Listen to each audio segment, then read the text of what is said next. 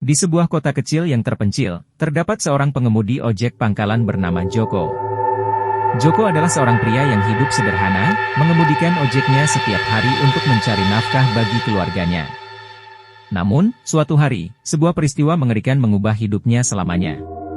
Pada suatu malam yang gelap, Joko menerima panggilan untuk mengantar seorang penumpang ke sebuah desa terpencil di luar kota.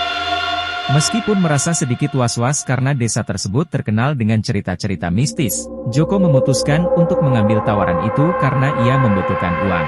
Perjalanan berjalan lancar pada awalnya, tetapi semakin mereka mendekati desa tersebut, semakin gelap dan sunyi jalanan di sekitarnya. Suasana yang hening itu membuat Joko merasa tidak nyaman, tetapi ia memilih untuk tetap fokus pada perjalanan. Ketika mereka hampir sampai di desa, penumpang Joko, seorang wanita muda, tiba-tiba berbicara dengan suara yang berbeda. Matanya memancarkan kilatan yang menyeramkan, dan suaranya berubah menjadi serak dan menyeramkan. Wanita itu meminta Joko untuk berhenti di tengah jalan yang gelap dan memerintahkannya untuk menyerahkan nyawanya sebagai pengorbanan. Joko merasa terperangkap dan ketakutan. Dia mencoba menolak, namun wanita itu terus mendesak dengan kekuatan supranatural yang menakutkan. Tanpa pilihan lain, Joko akhirnya memutuskan untuk melarikan diri. Dia menabrak gas sekeras mungkin dan melarikan diri dari tempat itu secepat mungkin. Namun, ketika dia melihat ke belakang, dia melihat bayangan mengerikan dari wanita itu mengikuti ojeknya dengan cepat, bahkan di tengah kegelapan malam.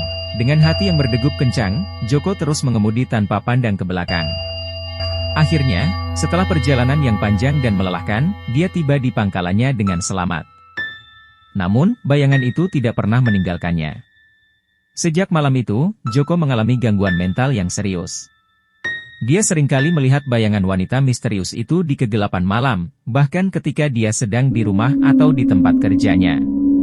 Kisah horor tentang pengemudi ojek pangkalan yang melarikan diri dari arwah mengerikan itu menyebar di seluruh kota, menjadi peringatan bagi siapapun yang mencoba mencari petualangan di malam hari.